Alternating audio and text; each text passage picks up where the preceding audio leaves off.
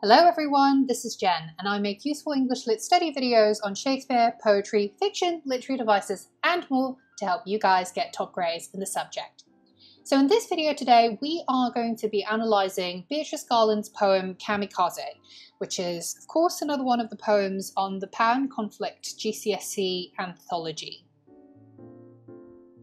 So let's start with a bit of biographical context. So Beatrice Garland was born in 1938 in Oxford. So she's actually not quite a poet by professional training. She is a clinician and a researcher in the NHS, but she has always been writing poetry all the way back since 1989. But it wasn't until 2013 when she published her first poetry volume titled The Invention of Fireworks, which was shortlisted for the Forward Prize for Best First Collection. She's also the winner of the 2001 National Poetry Prize and various other poetry awards. One of the things she's said about why she writes poems despite having a full-time job as a clinician is that she's always read poems since studying English literature for her undergraduate degree, and she also believes that no job can satisfy every need, particularly not the need for something personal and self-examining, which of course poetry fulfills. And so she sees poetry as a way of talking about how each of us sees, is touched by, grasps and responds to our own different worlds and the people in them. So before we start reading the poem, a bit of historical context on the idea of kamikaze, which is the title of this poem. So the word kamikaze is Japanese and it literally translates into divine wind, and it refers to those military suicide aviators who were part of the Japanese Special Attack Unit fighting in the Pacific Campaign during World War II, and specifically towards the end of World War II when the Japanese forces were losing against the Allied forces. And so kamikaze was the practice of crashing military planes into the Allied warships. One important and interesting fact to note is that many Japanese men back then, had willingly volunteered themselves for these kamikaze missions, and this perhaps showed the extreme nationalistic and militaristic zeal amongst Japanese males back then. And so it was definitely considered to be the ultimate act of patriotism, and it was an act of glorious self-sacrifice in the name of protecting the country. Now, as I mentioned, the title of this poem is Kamikaze, right? And kamikaze refers to the suicide missions that the Japanese military men had conducted when they were fighting in the Second World War. But towards the end of reading the poem, we'll realize that actually the title is a bit ironic, because if anything, the poem is about an aborted kamikaze mission, a kamikaze mission that hasn't actually happened. And the poem captures those complicated feelings of shame, failure and isolation that results from this failed kamikaze mission. Okay, so let's start with the first stanza of the poem. Now, the opening words of the first stanza, her father, establishes the duality of this kamikaze pilot's identity. So he is at once a soldier to his country and a father to his children. Now, this is an important awareness to have at the start, because we'll very soon discover that these two identities cannot quite coexist, because they imply a split in loyalty, which can't be reconciled. So the father's feelings about his mission are conflicted, because on the one hand he is well prepared and charged up for battle, which is suggested by the propulsive momentum of the enjambment that we can see from lines 3 to 6 and beyond, right? As it goes, he has a shaven head full of powerful incantations and enough fuel for a one-way journey into history, and so on and so forth. The protracted syntax here seems to contain, indeed, the enough fuel for him to go the distance, as the sentence stretches beyond the first stanza, and as I mentioned, doesn't actually end until the end of the fifth stanza, all the way till line 30. It's actually lines 1 to 30, They're all one single sentence, the full stop, the first full stop appearing at the end of line 30. The other point to note about the first stanza are those fricative and plosive sounds, such as powerful, incantations, journey into history, right? And so we see in these fricative and plosive sounds the sort of bursting of rhythmic energy, and perhaps through this it also conveys the father's raw, enthusiastic anticipation of his martyrdom. But underneath his seal, there's a hint of reluctance and dread about the death that awaits him. And we can actually see this in the euphemism of one-way journey into history. And so, of course, this one-way journey is code for kamikaze being a highway to the end of one's life. And it's a one-way journey because there's no returning to life. It's a one-way journey into the history of death. Now, as line 6, journey into history, spills over into the next stanza, the contrasting conjunction but in the phrase "but halfway there" signals a shift in course in the father's mind as he looks down while he flies over the vast seas. So it says, "But halfway there," she thought, recounting it later to her children, "he must have looked far down at the little fishing boat strung out like bunting on a green-blue translucent sea, and beneath them," etc., etc. So we're going to stop there and just look at stanza 2. So the interpolation of "she thought," recounting it later to her children, which is a slight divergence from the narrative, suggests that this is an anecdote that the daughter's recalling. But the phrase "he must have looked far down," he must have, contains this bare infinitive form, must have. And so this indicates that actually whatever's related by the daughter to her children is an imagined situation based on her own assumptions of what her father must have thought. And so this is not anything that is real, or perhaps anything that the father himself has shared with the daughter. And so this is something that we will return to later in our analysis when we consider the poem's portrayal of intergenerational communication, or perhaps a lack thereof of any communication in this family.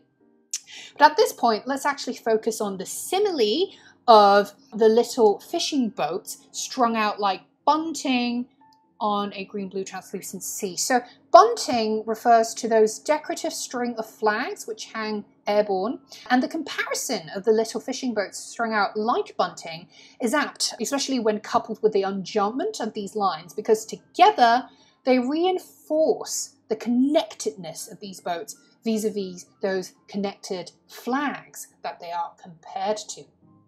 By the way, guys, I'd massively appreciate it if you could hit the thumbs up button below, subscribe to my channel, and switch on that bell notification if you find this video helpful so far. This would really help me carry on making these useful English Lit study videos so that you can get top grades in the subject and we can inspire more people to enjoy the study of literature.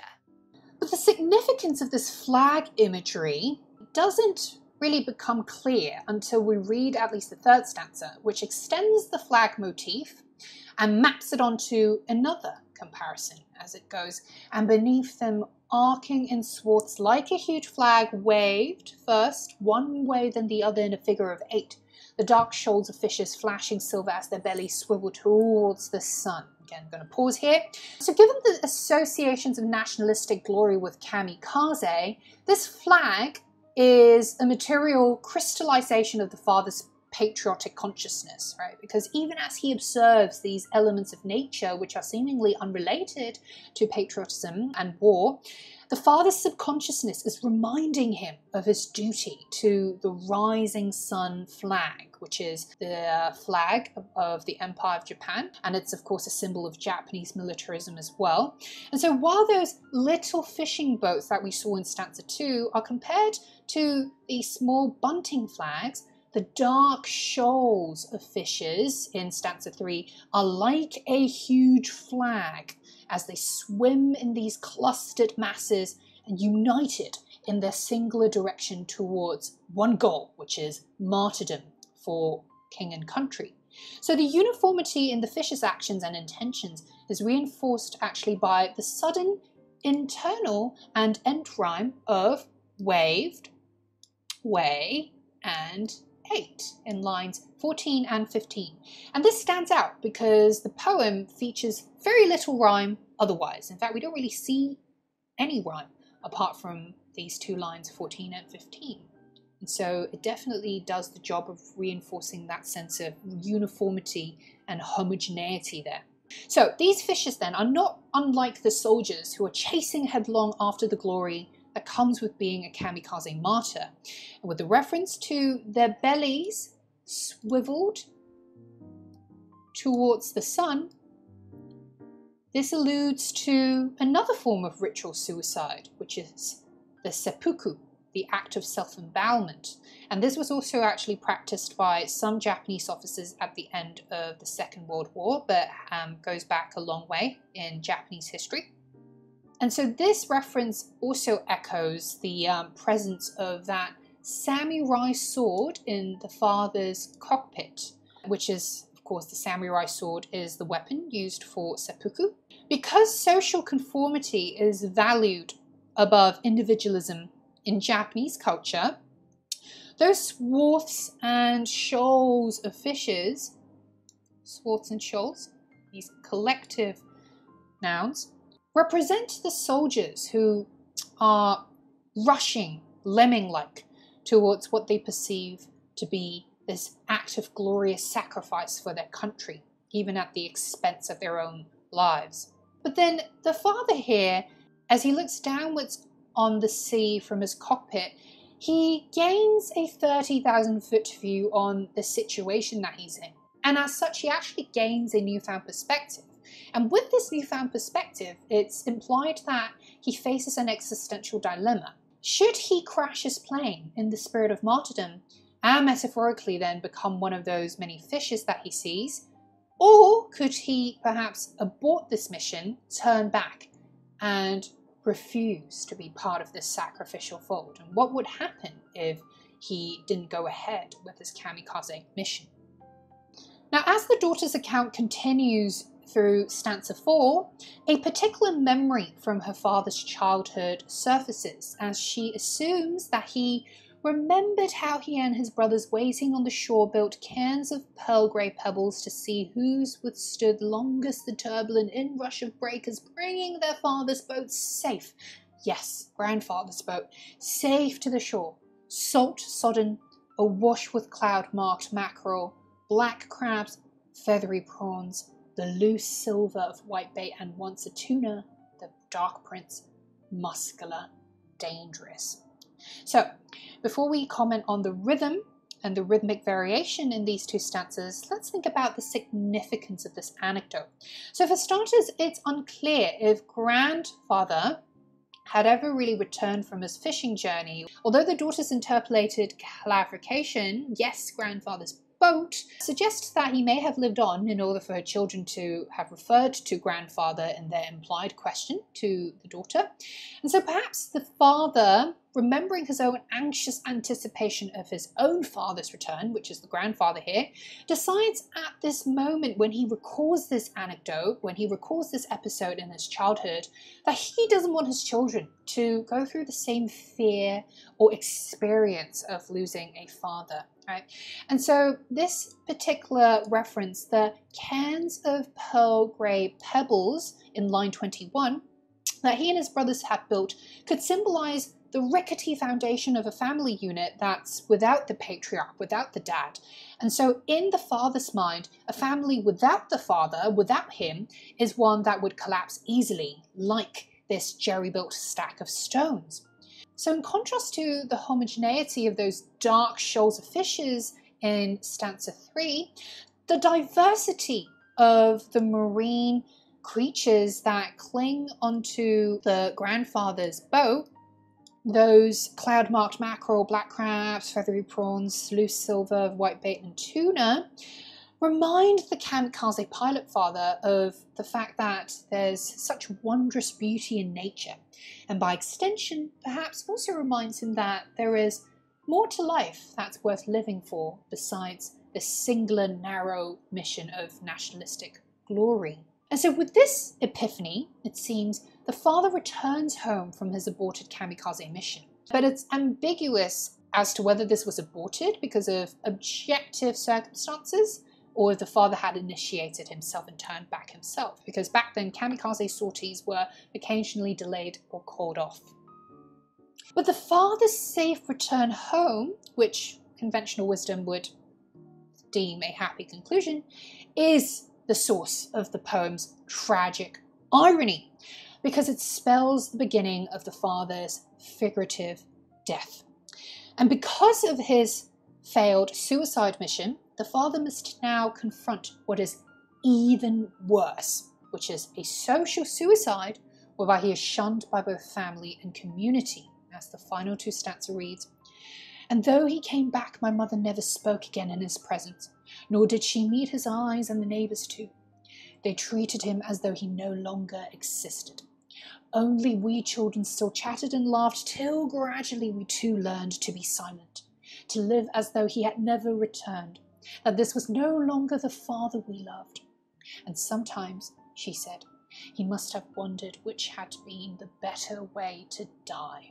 So notice that the syntax in these final two stanzas is considerably choppier than that in the first four stanzas, because you notice that there's a lot more midline, say, zura and end stop. So for example, here in line 33, I've spoken in his presence with the comma, and the comma here, end stop here, to be silent, never returned, we loved, sometimes, she said. Right?